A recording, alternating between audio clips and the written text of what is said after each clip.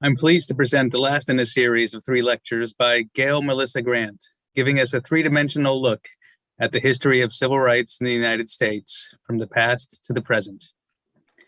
In today's conference, entitled Contemporary Issues in Black America, Ms. Grant will provide an assessment of the current state of Black America based on data from academic research, the 2020 U.S. Census, and other U.S. government findings. Our guest, Gail Milissa Grant, is a retired U.S. diplomat and former assistant professor of art and architectural history. She's currently a writer and freelance speaker living in Rome.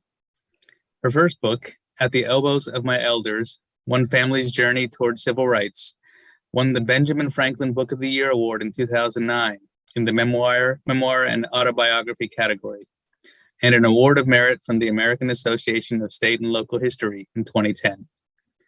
Ms. Grant has lectured on civil rights history at over 80 venues, including Oxford University, Columbia University, the Smithsonian Institute, and numerous U.S. embassies throughout Europe and North Africa. Following the presentation, Ms. Grant will answer your questions. At any point during the program, you can type your questions into the Facebook comments or onto the YouTube chat, and we'll get to them later. So with that, I'd like to turn it over to our guest, Ms. Grant. The microphone is yours, ma'am. Thanks to all of you for coming. And thanks to you, Rakesh, for your introduction, and also to Maria Paula, Marco, and Stefano for putting all the pieces of my presentation together. I hope to make a complex issue as understandable and digestible as possible.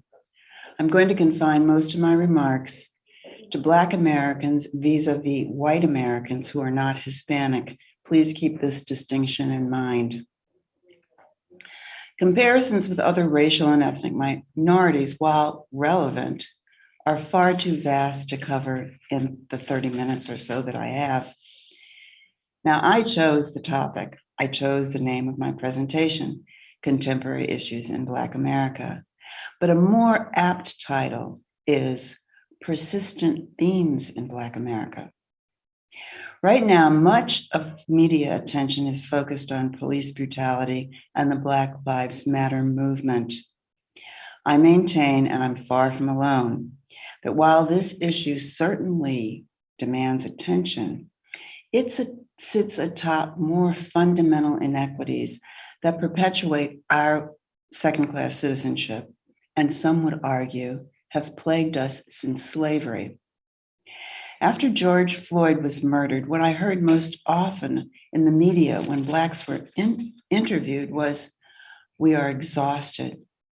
Exhausted by promises of state by state, local, and federal authorities that our situation would change. We can't take it anymore. I aim to give you concrete reasons why we are so angry, frustrated, and disillusioned. And I want to start with my pyramid is up on the screen. I'm not quite sure. Whoops. Okay, good. So my pyramid, I've put police brutality at the top. It's the most brutal, visible, in-your-face expression of racism.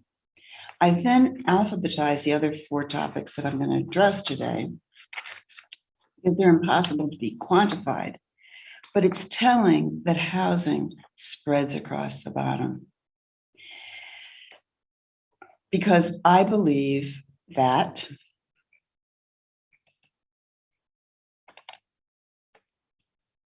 the inequities in housing are at the root of our problems. I believe if the United States were a residentially integrated nation, the playing field would be leveled amongst all groups. Place matters.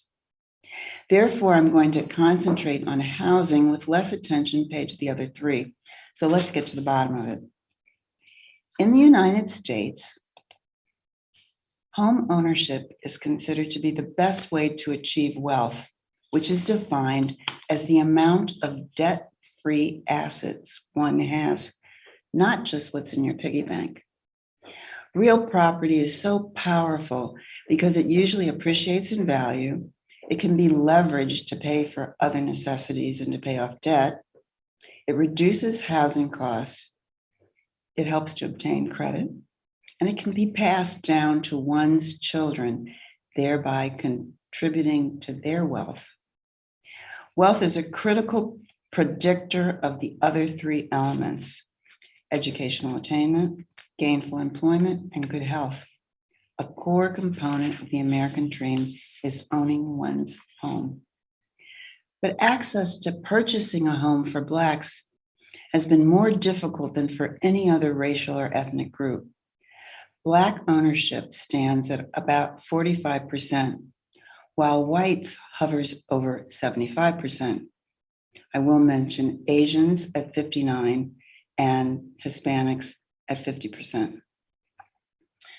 According to the US Census of 2020, a Black family's median wealth for a family of four stands at a little over $24,000, whereas a white family's is over $188,000. Furthermore, property owned by Blacks is valued at much lower rates than that of whites and of the society at large. In fact, about 33% lower.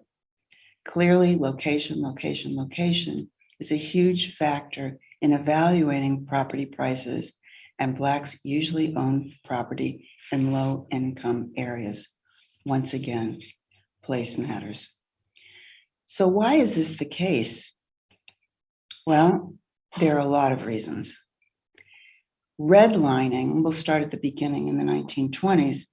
Redlining, with the beginning of mortgaging, lending institutions would use colors. Here's one in Berkeley, California. Would use colors to mark up city maps based on the racial makeup of a neighborhood. Red was used for Black areas that were not deemed mortgage worthy, and green for areas with white residents who were given the most favorable interest rates. So here we have a couple of examples. Berkeley, California, New Orleans, Louisiana. I couldn't get the dates on these, but I'm assuming they were in the 30s and 40s or so. So while this blatant practice was outlawed by the Fair Housing Act of 1968, it is still used informally. As recently as 2015, the US government sued several banks in New York, New Jersey, Wisconsin, Illinois, and Pennsylvania over this practice. Another outlawed practice, sometimes still used, is steering, the practice in which real estate brokers steer or guide prospective homeowners, home buyers, towards or away from certain neighborhoods based on their race and not on their credit worthiness. The impact of steering is clearly seen in the perpetuation of racially segregated neighborhoods and housing.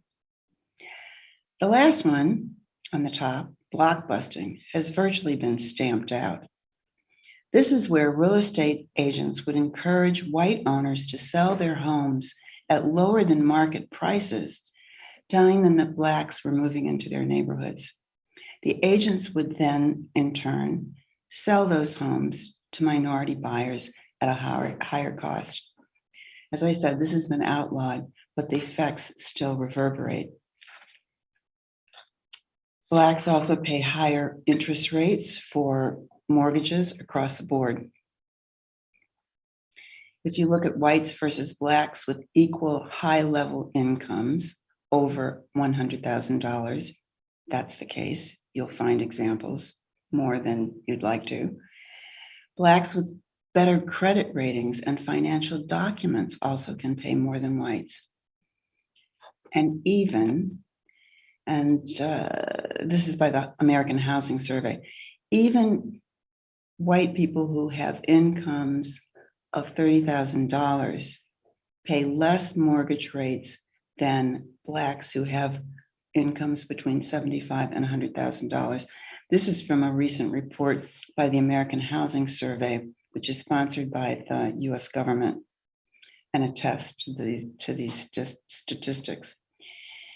Generally speaking, lending agencies or lending institutions turn down Blacks nearly twice as much as white applicants, oftentimes with similar credentials.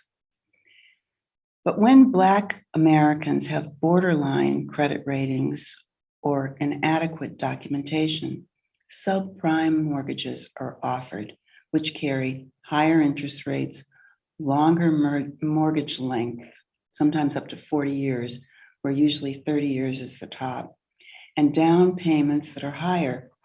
This is sometimes referred to as reverse redlining because Blacks are targeted by lenders for these high-risk mortgages.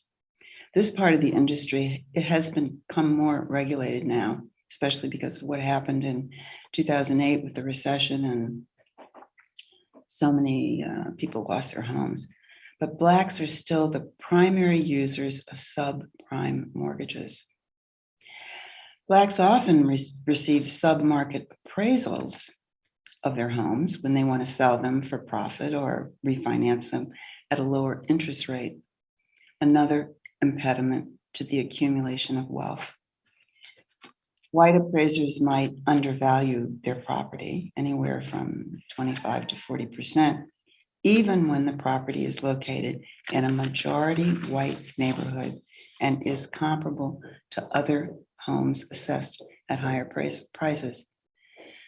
So what do some Blacks do? What this gentleman did, as you see on the screen, he unblacked his house and had a white friend, meaning taking away family photos, as you see, movie posters, books by Black authors, etc., and had a white friend stand in for him during the second appraisal. Or in the case of a mixed race couple, the white half will show their unblacked home, where they've also removed any signs that a Black lives there, and get a second assessment, which usually comes back much higher. One well-known Black actor and comic encountered this same issue when he was about to sell his home in an upscale majority white neighborhood in Los Angeles. This time, the bank flagged the case, fired the appraiser, and increased the appraisal. But we're not all movie stars. For the most part, much housing discrimination is not prosecuted. Homeowners must document it and be willing to pursue a civil case without the assistance of public officials. That is, as we say, to fight City Hall on your own. This requires taking off time from work, paying legal fees, and a lot of patience and determination. Even when Blacks attempt to rent an apartment or house outside of a red zone, shall we say, they can encounter roadblocks. John Baugh, a professor of linguistics at Washington University in St. Louis, conducted a study about this. He used 3 distinct voices or accents to telephone in response to an ad for a rental: Black, Latino, and white. More often than not, the former 2 voices were told that the property had been rented, whereas the white sounding voice was encouraged to see it. Eventually, this public service announcement was produced by the Fair Housing Division of the U.S. Department of Housing and Urban Development in response to what John Baugh did. Can we please see the video now?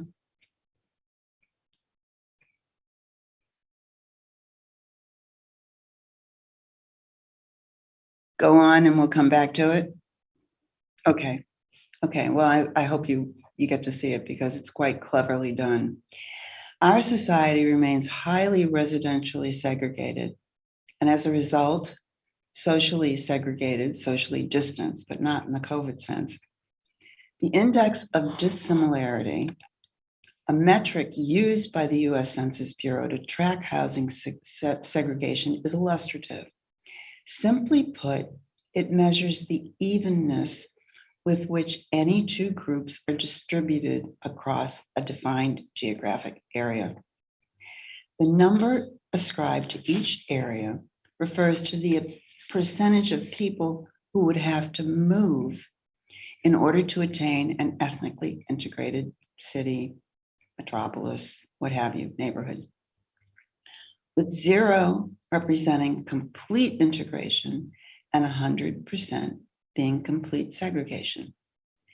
In very general terms, most northern and Midwestern cities have indices of 70% or more and have been the most resistant to change. This is another great graph. Yellow represents the most segregated and dark blue, the least segregated. So you can get an idea of what the country looks like overall. I'm only going to touch on the next 3 issues.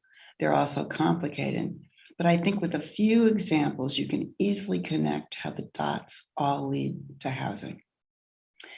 If we start with education, U.S. public education is funded through a combination of federal government sources at around 8%. The individual state, meaning California, Wisconsin, Illinois, et cetera, at around 47%, and local revenue pulled largely from taxes on property. Wealthier neighborhoods, largely white, have homes worth more, pay higher taxes on those homes, and therefore have more money allocated for their children's educations. In half of the 100 largest American cities, a majority of Black and Latino students attend public schools where over 75% of them are classified as poor or low income. In areas where homes are worth much less, and where the percentage of people who own their homes is less property taxes, less money spent on public education. Once again, place matters. Need I say more? As far as employment is concerned, a couple of obvious reasons why where one lives affects employment opportunities. Simply put, inferior public education makes Blacks and Latinos less prepared to compete in an ever increasing competitive job market. With more and more movement of industry out of central cities into the suburbs, or the creation of industries outside cities, many Blacks have lost their jobs because of an inability to reach those new workplaces, no car, no public transportation, et cetera. For your information, Professor Baugh, and I hope we get to see the video, but also used his experiment with the voices to respond to job listings with similar results. Black graduation rates from high school and university have risen noticeably over the last few decades, but we are still paid less than whites for similar jobs and usually are overskilled for many of the jobs that we get. Do you see how this sort of seesawing can be exhausting? Encouraged to get more education, able to get more education, sometimes with debt attached, oftentimes with debt attached, and then being underpaid and underemployed. Moving on to healthcare. Numerous studies conducted over time have been consistent in proving that racism impacts the ability of Blacks to be healthy. This burden on Black and brown people causes them to die prematurely and experience chronic illness and mental health challenges at higher rates than white Americans. Not only do we die in later years ahead of other groups, statistics about infant and child mortality are alarming. Let's first look at maternal mortality rates. Black women per 100,000. Black women are more than twice as likely to die as a result of a pregnancy. Infant mortality, which is considered death before the first birthday, per 1,000 live births, more than twice as often as white infants. And child mortality, death from 1 year through 18 years of age per 100,000. Blacks Black children are 10 times more likely to die from auto accidents, gun violence, cancer, and suicide than white children. Majority Black and Hispanic neighborhoods are more likely to lack accessible hospitals and other healthcare providers. Therefore, place matters yet again. When healthcare providers are located within these neighborhoods, they tend to offer lower quality care. Neighborhood safety clearly, neighborhood safety clearly impacts both mental and physical health. Unfortunately, far too many Black Americans have to grapple with violence and environmental factors, such as the lack of clean water, exposure to lead paint, pollution, and the preponderance of food deserts rather than food oases in their communities. Research shows that racist experiences increase inflammation in Black Americans, regardless of socioeconomic status, thereby raising the risk of becoming chronically ill. So I know I've given you a lot of gloom and doom information. What about some solutions, you might ask? Well, let's take it from the top, or in this case, from the bottom. In housing, if I could wave a magic wand, what would I do? I'd have government mandates requiring that lending institutions give assistance to lower and middle income Blacks so they could move into white middle income neighborhoods, and have strict government oversight of the lending industry in general. Really pie in the sky, I know. We need more people of color in these decision-making positions in banks. And also, it's up to individuals who currently encumber positions of power in this sector to change how they do business. We need more enlightened white people in general, bank presidents, for example, who make it clear that loan officers and appraisers will be fired if they discriminate against Black customers. In other words, forsake a bigger bottom line for doing the right thing. Pie in the sky, maybe. But this might not be so far-fetched over the next few decades. I'm very optimistic about it, and I'll elaborate in a minute. But here's another key, something that cannot be regulated. If more Blacks move into white neighborhoods, the whites would have to stay, rather than fleeing from their new neighbors, as has been the case in the past and continues to be. Living next door to each other, that's where we can start to feel comfortable with one another. That's where and how real community is built, where we get to know each other at parent-teacher association meetings, or while carpooling or cheering on each other's kids at sports events, all together. That's where real discourse happens, where politics and religion and yes, race can be discussed, where things will get heated, but where hopefully, and maybe with the help of an ice cold beer, cooler heads will prevail. Like it or not, there are studies that show that by and large, white people like to live next to white people. And it's not only because of better schools, safer streets, and better public services. Until negative perceptions and entrenched stereotypes about us are changed, the nation will continue to be as stratified and divided as we now are. Stereotypes that remain: we're not as intelligent, we'd rather use public assistance than work, we're lazy, are prone toward criminality and drunkenness, etc.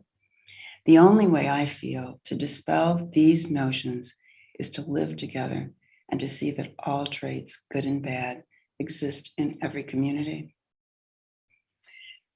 And contrary to what some whites say to comfort themselves, but Black people want to live next to each other. They want to live with each other. Most Black people would prefer to live in neighborhoods that are fully integrated, 50-50. Not all want that, but most do. because we know that living in neighborhoods with a goodly number of whites will get us more personal safety, better schools, and streetlights that work at night. Fully integrated neighborhoods would go a long way to solving education inequality and lack of employment opportunities. As far as healthcare is concerned, the only solution I see is Medicare for all. The act would establish a universal single-payer healthcare system in the United States, and that single payer would be the federal government for most medical care. And now, why am I very optimistic about the future? Well, it's based on facts and figures.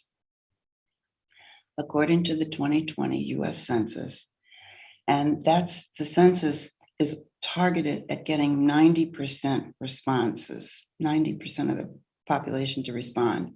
They don't always make it, but that's the target. So a little more than 2/5, 42% to be precise, of those who responded identified as a minority or more than one race. If these numbers continue to rise, which no doubt they will, this means that white people's share of the population will fall below 50% by 2045, and that by then there will be no racial majority in the United States. Whites currently stand at 57.8%, it's first time under 60%. In addition, 52.7% of the under 18 years of age population are of color: Blacks, Hispanics, Asians, Native Americans, Pacific Islanders, etc., which tells us what the United States will look like in the future and who will be making decisions, policy and otherwise.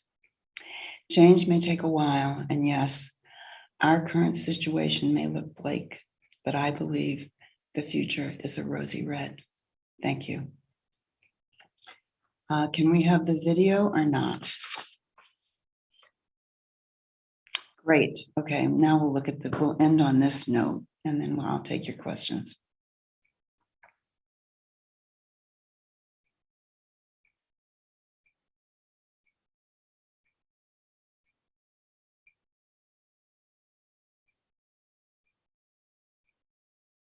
Street? It's not available. Not available? Hello, my name is Tyrone Washington. I'm calling about the apartment on Park Street. Just been rented. Hello, I am Chen Ling. My name is Khalid bin Ali. I'm Tuan Vo. Hello, my name is Moshe Goldberg. I use a wheelchair. It's gone. Not available. All right. Thank you. Yes, hello, my name is Graham Wellington. I'm calling about the apartment for rent on Park Street. Is that still available? Yes, it is. Oh, it is? Yes. Really? Housing discrimination is illegal. If you think you've been a victim because of your race, color, national origin, sex, religion, disability, or family status, call us. Fair housing. It's not an option. It's the law.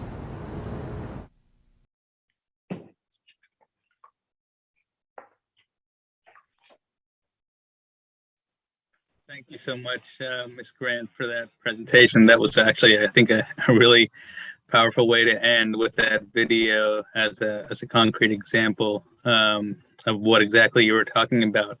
There was really so much data you presented, lots to chew on.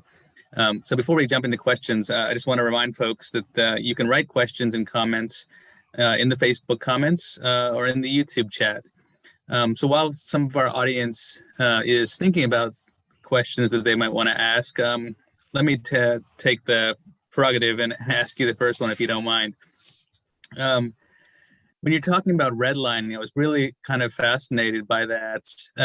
I most recently lived in Arlington, Virginia, where, as you know, there was a history of redlining in the Northern Virginia area. And I noticed that a lot of the neighborhoods that had been historically Black neighborhoods had sort of been erased by development. Either the markers or the signage was gone. And so the history was kind of gone. And I wondered if you had any thoughts of how to either preserve that history or maintain awareness of that history of those kind of policies and those neighborhoods? Wow, Rakesh, that's a hard one because I just read an article recently and I'm trying to pull it up where there's a neighborhood that has been threatened by some sort of redevelopment and it's a primarily black neighborhood, and they are working to halt that and to preserve what they have. But it's happened so much. And I think maybe, there are lots of movements right now. I was going to talk a little bit about the Black Lives Matter movement, give people more of an understanding. But what's come out of Black Lives Matter is something called Movement for Black Lives.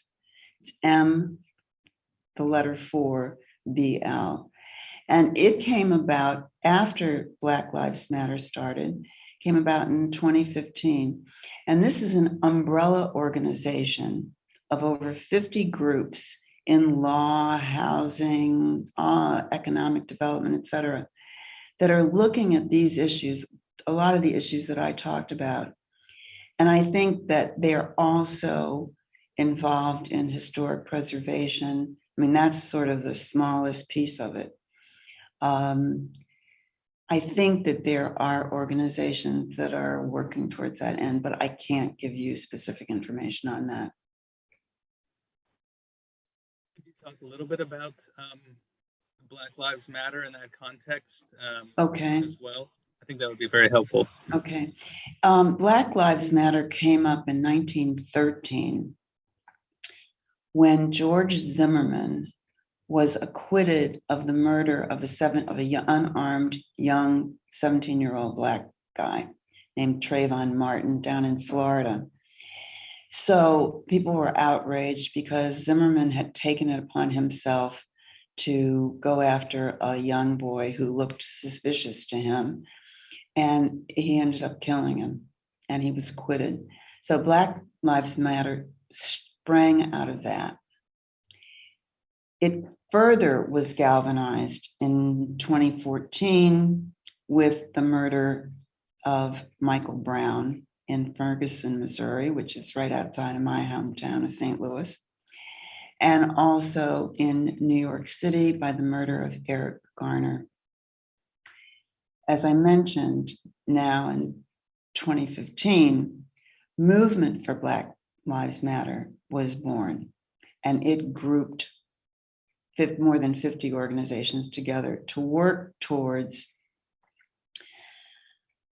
allowing people to connect the dots between the symptoms of the present crisis and their structural causes. So the work that I did today is basically what the work they're doing, is the work that they're doing. It's not just Black men getting murdered, but there are all these underlying reasons as to why that's happening. Black men are murdered by the police 2.5 times more often than white men. And remember, we're a little over 13% of the population, whereas whites are almost 60%. So that imbalance there is even more glaring. And Black Lives Matter has become very controversial, as you know, with white people saying all lives matter, pushing back on that. But I think from what I've shown today that we have to stand up and say we matter too, because we have been discriminated against institutionally for so long that it looks like we don't matter. Thank you, Ms. Grant. Yeah, that's some super background, I think, for our audience. We did get a question in from the audience. And it's a little bit broad, but I want to put it to you anyway. Why do you think, are there 1 or 2 reasons why the United States is still grappling with issues of racial discrimination today in the 21st century? Well, I suppose I should add, with all that work that had been done in the 30s, 40s, 50s, 60s. 70s, 80s, 90s. 80s, I think 90s. that question is best posed to white people, because white people created the problem. And this is something that is happening now. I think we're finally getting a collective consciousness around this issue. White people created the problem. They're going to have to step up and start coming up with ways to solve it. Most recently, there was this is interesting because I've been reading articles about how white people now are being, there's something in Minneapolis going on right now where whites are being forced, if you will, to have their children go to predominantly Black schools. And it's a tough road to hoe, but they're doing a redistribution of how people are, what schools they're attending. But back to my idea about collective consciousness, I think a lot of Black people are now saying, look, you keep telling us what we have to do, and this goes for women too, but it's you who have to do something. There was an article, there was an interview with someone that a lot of the Italians will know, Lillian Termon, I believe. He was a footballer he is a footballer, he's retired now, from France. And he came to Italy and played for Parma, and then he played for Juve. And he was interviewed recently on CNN. And the journalist said, well, do you think that Blacks should not go on the pitch? In other words, should not go on the field. And he said, no, I think white players should not go on the pitch or the field. Because after all, soccer is a business. And if enough whites don't play, things will change. I also want to talk about Georgia here, because as you know, what Georgia is on my mind, because just recently, 3 white men were convicted of murdering Mr. Arbery, a young Black man, unarmed, which was quite a feat. But what also happened was that Georgia eliminated the citizens arrest law, which comes from slavery, and established a hate crimes law. So when there's will, things can happen overnight. I don't know if I've answered your question, and I've kind of gone off on some tangents, but I think it's all relevant. And I think that when you do have white people acting as they did in Georgia, majority white jury, and also these laws that are changed, then you're going to see change. I can't answer, I mean, as I said, ask white people why they're still racist. That's, it's just ingrained, it's still ingrained. Interesting points you mentioned about the laws changing in Georgia actually tie into another question we received, asking what concrete actions towards social justice and racial equity, in your opinion, should be taken by the U.S. government to counter this frustrating situation. So not just people in general, but the body politic, if you will, the legal structures. Well, I mean, I can't. That's a big question. One thing I was thinking, and I don't know all the ins and outs on this, but when it comes to these mortgages and these banking systems, banks do borrow money from the Federal Reserve. They borrow money from the federal government every day in order to take up shortfalls, to correct shortfalls. The Federal Reserve could limit that possibility based on what they're doing in minority neighborhoods to help people buy homes. Now that's a big that's a big pie in the sky, but that's structurally something that could be done off the top of my head. My father used to always say, he was a lawyer, a civil rights attorney, and people would talk about, oh, we have to change hearts and minds. And he said, no, we have to go to court. We we have to change laws. We have to, and then they have to be enforced. As I mentioned, this thing about redlining and block busting and so on, that was outlawed in 1968, but it still goes on. So you need more federal enforcement of laws that are already on the books. And unfortunately, it's just not happening the way it should. Thanks for that answer. I wanted to return a little bit quickly to, I think, a phrase you mentioned near the end, and you said this in your discussion of why you were optimistic. You used the phrase real discourse would need to happen. Wanted to get your sense of how possible do you think that is in today's internet information age, where we get so much information and people do talk online and maybe not face to face as much as we'd like. Are you still optimistic, even given that the sort of nature of the internet conversations that seem to be going on all the time? I am optimistic. I still am optimistic. And I think that when I talk about real discourse, yeah, unfortunately, a lot of stuff that goes on, a lot of this chatter on the internet is unfortunately not right, or, you know, there's misinformation and so on. But I think that with what's going on in the United States right now, people are being forced to talk about these issues, to confront one another. I mean, I know Black people, we have for a long time wanted to talk about the issues, wanted to be listened to. And I think it's happening more because things have become so torn apart by police brutality, by gerrymandering and redistricting and voting problems and all of it. I'm still optimistic. I don't think I've answered your question. I don't live in the States, so I don't know what's going on the ground. I do talk to my friends who say that it's tough. But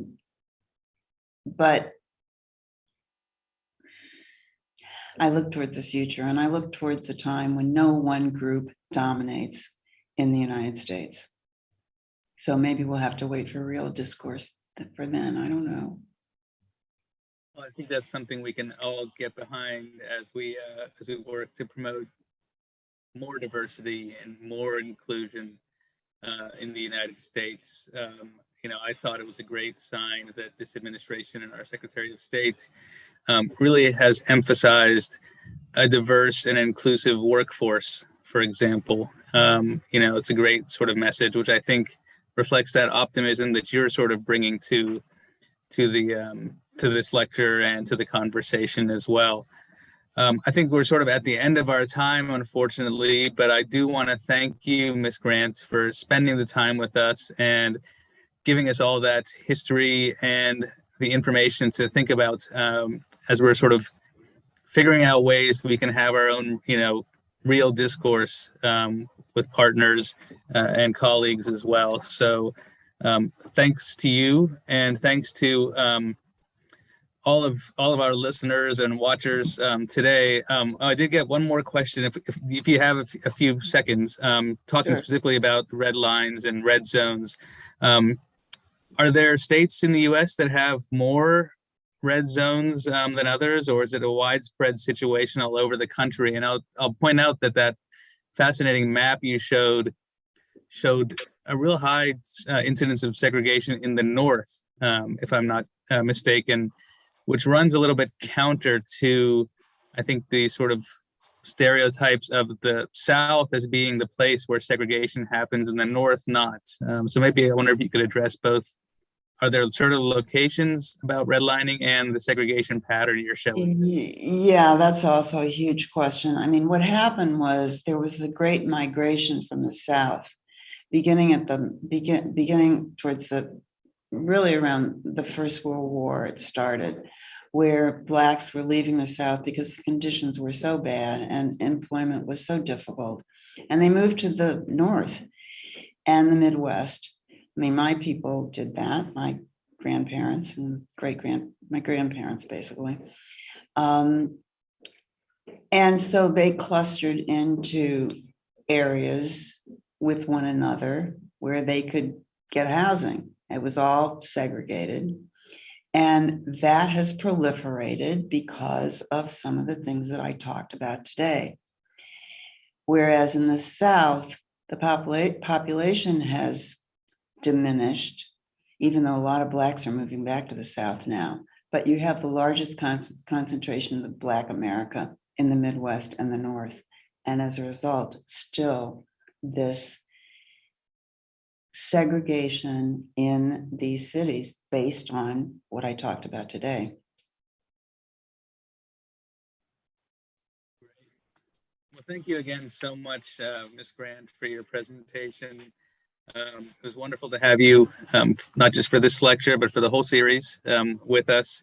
And again, thanks to everyone who's tuned in today and for participating. And we will see you next time. Thank you Take care, so much everyone. for having me. Thanks for having me.